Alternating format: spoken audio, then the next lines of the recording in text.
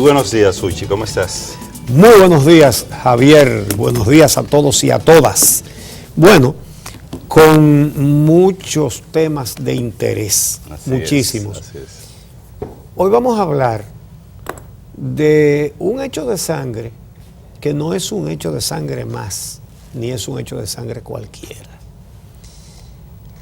El país sabe que en Sabana Grande de Boyá asesinaron a un teniente y a un cabo de la policía.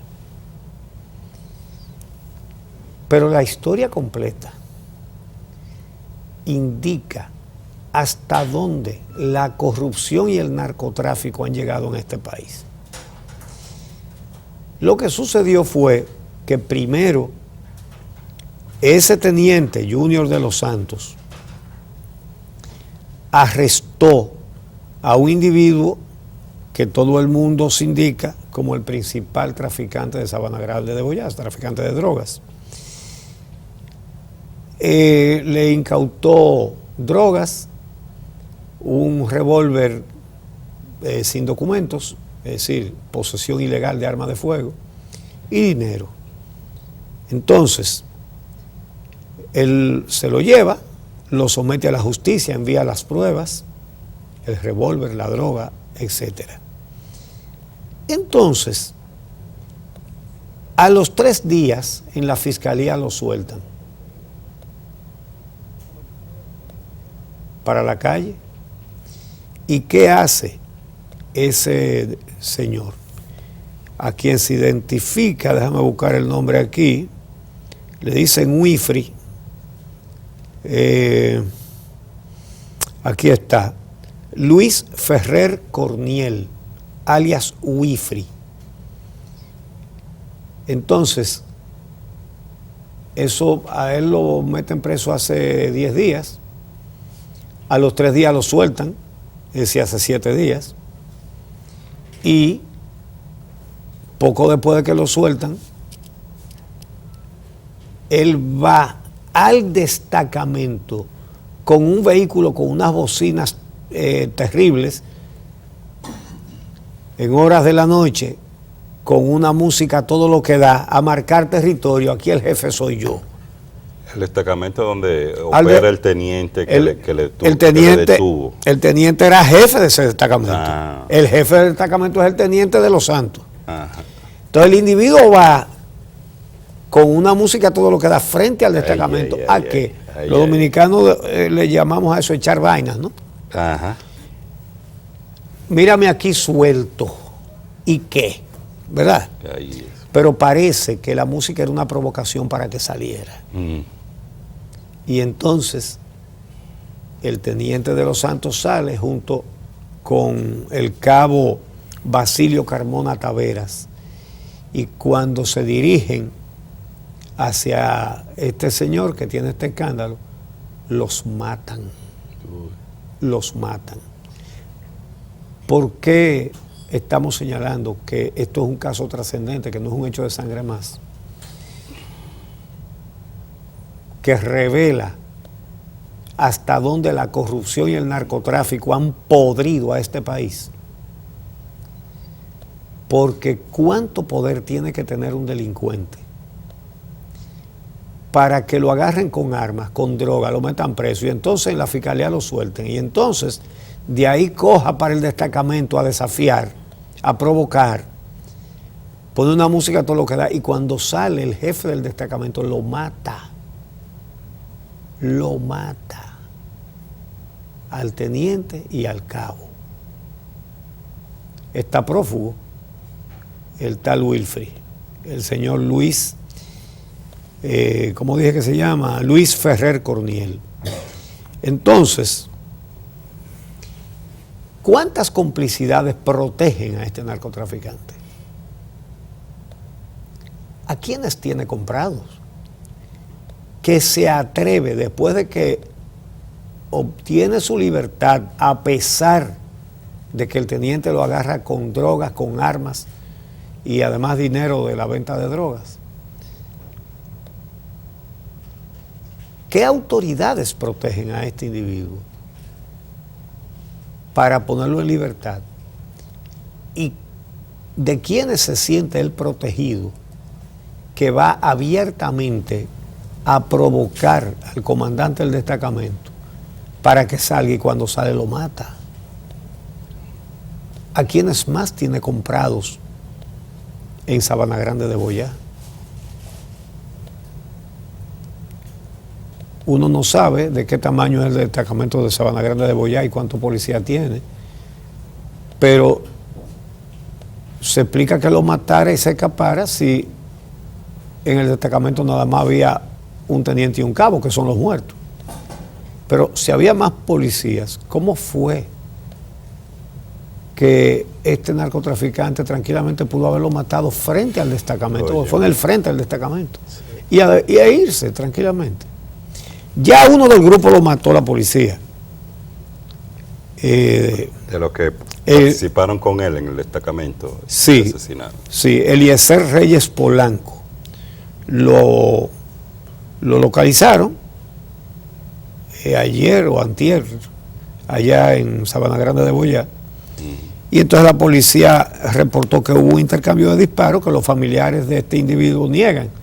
Dicen que lo arrestaron, que él subió las manos para entregarse y que entonces le dispararon a quemarropa.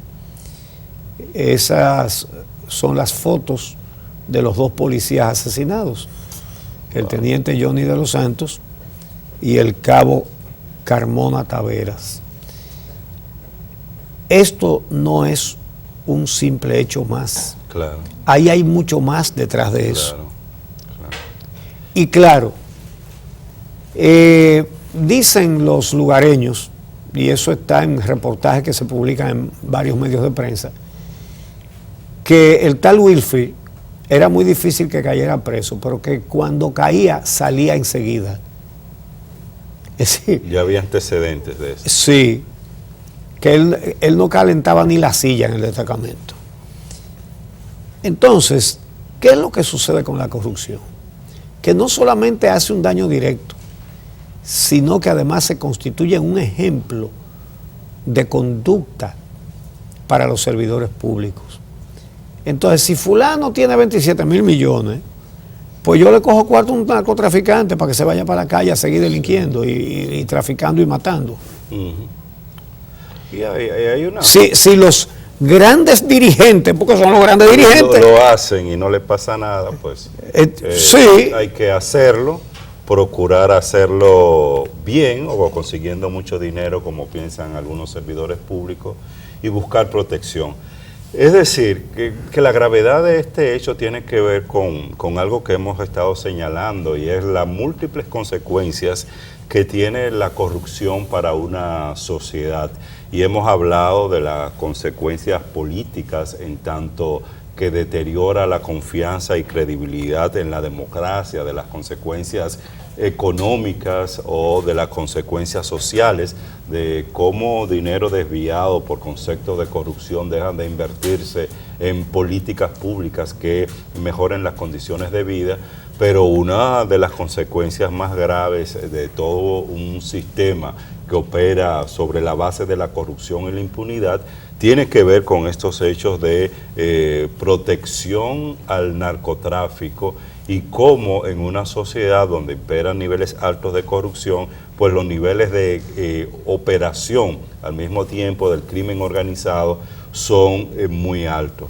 Esta es una situación que, como tú señalas, no es un caso aislado, lamentablemente. Es una situación que se da en distintos puntos del país. Bueno, la región este se ha destacado en varios puntos, en varios lugares, por situaciones similares, y en otros puntos del país de cómo narcotraficantes, personas vinculadas al crimen organizado, pueden operar porque se sienten con la protección en la impunidad de grupos de poder político, económico, o grupos o sectores vinculados a la justicia, que le dan esa protección, y esa protección la consiguen sobre la base de los recursos que pagan, los aportes que hacen. Así es muy difícil avanzar en el combate del narcotráfico en el país. Claro, y a mí me parece que hoy la Fiscalía de Sabana Grande de Boyá, motu propio,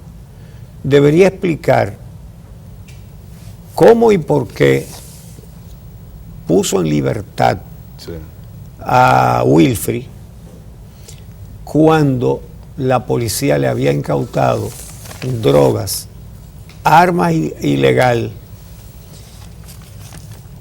aparte de dinero, pero droga y arma ilegal. ¿Por qué estaba en la calle? Deberían explicarlo hoy, y si motu propio, pero la Procuraduría General de la República debería estar investigando hoy temprano este hecho. Debió haber comenzado a investigarlo ayer, ¿verdad? Entonces, por otro lado, y hablando de todo esto y de toda esta corrupción, la Cámara de Diputados, ante una propuesta de un diputado del PRM de que se interpelara al ministro de Obras Públicas, rechazó la interpelación, pero al menos aprobó que sea invitado. Hay diferencia entre una cosa y la otra. Si es una interpelación, tiene que ir obligado. Si lo invitan, es una invitación. A usted lo invitan a un cumpleaños, usted va si usted quiere ir. Una invitación es opcional para el invitado. Entonces, esperamos que el ministro vaya a la Cámara de Diputados, porque los diputados del PRM lo quieren entrevistar, le quieren hacer preguntas sobre tratos con la Odebrecht, y eso es muy importante. Y lo que haya que explicar, si él ha actuado con transparencia, pues él no tendrá ningún inconveniente en ir a explicar todo. Y si todo lo que hizo estuvo bien hecho, con muchísimo más razón. Esa es ahora, la que le conviene, claro. Sí. Dice que varios de los diputados de la oposición criticaron el informe de la Comisión de Obras Públicas contraria a que sea interpelado el ministro. Dijo el diputado Robinson Díaz del PRM: tenemos que evaluar si nuestro compromiso es pulsar una tecla o cumplir el rol de fiscalizadores. El proponente de esa interpelación fue Wellington Arnaud, que no estuvo presente en la sesión porque dice que tiene conjuntivitis, o que tenía en ese momento. Pero se encargó su compañera de partido, Ginette Burnigal, quien hizo una defensa bastante encendida de esa propuesta. Lo que molesta es la conducta del silencio, es decir, interpelación, no, ninguna interpelación. Bueno, ya lo señalamos, al menos dijeron que le van a hacer una invitación, ojalá que atienda la invitación. Pero fíjense, no al lugar archivo definitivo, es una cosa que no se hable, silencio, todo el mundo callado. No al lugar, archivo, cero interpelación. ¿Y qué es lo que es una interpelación? Es hacerle preguntas a un ministro, a lo que tiene derecho el Congreso. Sí. Pero el hecho es que no se hable de lo que hay que hablar, porque de eso es que hay que hablar en este país. Y tienen que hablar todos los que de una u otra manera han estado involucrados en las áreas que emitieron o realizaron algún tipo de relación, contrato con Odebrecht. Y este es el momento, porque se está haciendo una investigación, se está haciendo desde el Ministerio Público esta investigación.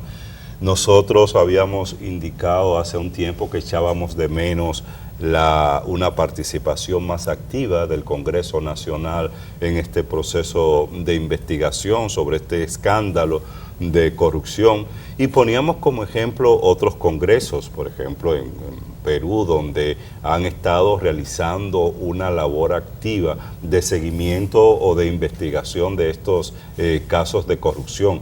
pero una investigación que realmente contribuya a arrojar luz sobre todo lo que ha pasado desde el año 2001, cuando la Odebrecht, esta empresa brasileña, admitió que comenzó a aportar o a dar soborno a partir de los contratos que hizo con el Estado Dominicano. Tú sabes que otra cosa que uno echa de menos, no solo esa o lamenta, no solo esa cultura del silencio, sino la insistencia además del Congreso Nacional de renunciar a su rol y a la competencia que la Constitución les da. Y uno de sus roles fundamentales es precisamente el de fiscalización, el de control, el de seguimiento a las autoridades del Poder Ejecutivo para determinar cómo administran el presupuesto. Es más, en las democracias modernas, el rol fundamental de los congresos ya ni siquiera es el tema de discusión y aprobación de nuevas leyes, es el de servir de contrapeso, el de fiscalizar a las instituciones del Estado. Pero tú tienes aquí a un Congreso Nacional que ni siquiera se siente en la facultad de escoger quiénes deben presidir ese Congreso, porque mira con la discusión ahora del próximo 16 de agosto, quiénes van a estar en la presidencia de la Cámara de Diputados o del Senado. El Congreso dice, bueno, es una decisión que no la tomamos nosotros, dicen los congresistas, sino que es una decisión que toma un comité político, en este caso el Comité Político del Partido de la Liberación Dominicana, cuando es una competencia que la Constitución le da a los propios congresistas. Y si esto es con relación a este aspecto, imagínense en ese rol tan importante y fundamental como es el del servir de contrapeso y de control a los demás poderes del Estado. Una buena, el Ayuntamiento del Distrito Nacional rescindió el contrato de recogida de basura que tenía con la empresa AAA de Ángel Rondón. Corrijo, de recogida de basura, no, de cobro de la basura. Los contratos que consigue la empresa AAA de Ángel Rondón con el Estado consisten en cobrar sin invertir. Es decir, el Estado hace el acueducto y él cobra el agua. El ayuntamiento recoge la basura y él la cobra. Oigan esto. El concejal Omar Méndez Lluveres del PRM dice que con el simple hecho de rescindir ese contrato, el ayuntamiento dispondrá de lo que le daba a Ángel Rondón, que eran 15 millones de pesos mensuales. Pero lo que él dice es que él no hacía ninguna labor, que él tenía el contrato del cobro, pero el cobro lo hace el ayuntamiento, con empleados del ayuntamiento y con vehículos del ayuntamiento, y él cobra. Déjeme decirle que en la CAS es igualito, en la Corporación del Acueducto y Alcantarillado de Santo Domingo, que ese contrato sí está vigente, tengo entendido, ¿verdad? Ese está vigente. Oigan, la CAS es la que compra los vehículos para salir a cobrar, pero el que se gana un 30% de lo que se cobra sin haber hecho acueducto, Ángel Rondón. Con todas las fotos que hemos visto y todas las ligaduras que hemos visto que tiene, ya se sabe que fácil les resultará conseguir esos contratos leoninos contra el Estado. Y usted, que paga muchísimo impuestos sin darse cuenta en todo lo que compra y en todo lo que usted paga, está pagando impuestos, tiene quizás en su barrio muchísimos problemas que no se resuelven, pero nada más en el ayuntamiento Ángel Rondón se metía en los bolsillos todos los meses 15 millones de pesos, se lo quitaron ahora. Pero debería haber una compensación. Les repito que en la CAS los empleados no son de él, los vehículos no son de él, el combustible de los vehículos no es de él nada más cobra el 30% de todo lo que se cobre por el agua, sin haber invertido en acueducto. El Estado invierte y las ganancias son para Ángel Rondón. Dígame usted, Entonces, por eso es que es difícil combatir la delincuencia aquí, porque es que los ejemplos son demasiado groseros, demasiado groseros. Y eso es en el ayuntamiento del Distrito Nacional, está en la casa, está en el ayuntamiento de La Romana, Puerto Plata. Él tiene el cobro del agua y de la basura muchísimo, en muchos lugares, pero con el mismo esquema. Él no compra un vehículo ni paga a un empleado para eso. No. Es personal de las instituciones con vehículos y combustible de las instituciones y a él le pagan una comisión. Así sí es fácil. Señores, aquí no van a quedar, aquí no va a quedar piedra sobre piedra en poco tiempo. Es todo que se lo están llevando, todo. Fíjense que con la depredación de todo el patrimonio inmobiliario del Estado a través del CEA, no hay expediente. Cambiaron al director. Qué bonito. No hay expediente. Y han depredado los terrenos del Estado de una manera grosera. Entonces, por eso hay que salir cada vez más a las calles en tono pacífico a reclamar justicia independiente, fin de la corrupción, fin de la impunidad, devolución de los robados, cárcel para los corruptos. Como lo proclama el Movimiento Verde, que tiene la misma consigna y el mismo reclamo desde el día que nació hasta el día de hoy. Sí. Que no ha desvirtuado sus orígenes ni su principio. Los quienes sí han desvirtuado sus orígenes son los partidos que nos han desgobernado. Así es. Mira, Uchi, estamos pendientes del trabajo que está haciendo el Consejo Nacional de la Magistratura y de la sesión de hoy, esta noche, a partir de las 7 de la noche, donde se supone ya van a iniciar el proceso de depuración de las candidaturas que han llegado para el Tribunal Superior Electoral y la Suprema Corte de Justicia. Ayer se conformó una comisión de trabajo del propio Consejo Nacional de Magistratura que va a avanzar durante el día de hoy en ese proceso de selección de 169 candidaturas, 5 fueron descartadas, aunque no se indicó quiénes específicamente. Parece que esta información se va a dar en la noche de hoy.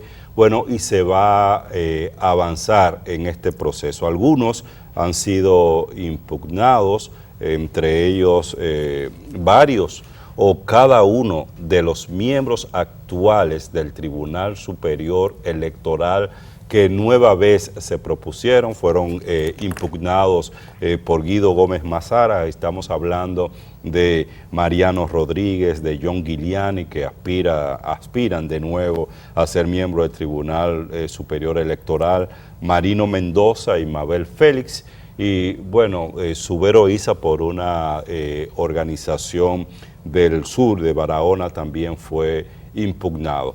Vamos a ver en qué va a pasar hoy con este proceso, y lo que uno espera es que se cumpla con lo que está establecido en el reglamento, que el proceso tenga la mayor difusión posible en cada una de sus etapas, pero sobre todo que los partidos políticos presentes en el Consejo Nacional de la Magistratura tengan en cuenta la demanda que está haciendo la sociedad, bueno, asociado con este tema del fin de la impunidad, porque esta demanda que hace el movimiento social, que hace la Marcha Verde, tiene que ver con que todos los involucrados en el caso de corrupción de Odebrecht paguen y asuman la responsabilidad ante la justicia y ante la sociedad, pero además tiene que ver con el tema de consolidar, de construir una institucionalidad que impida que se sigan generando los niveles de impunidad que hay en la República Dominicana.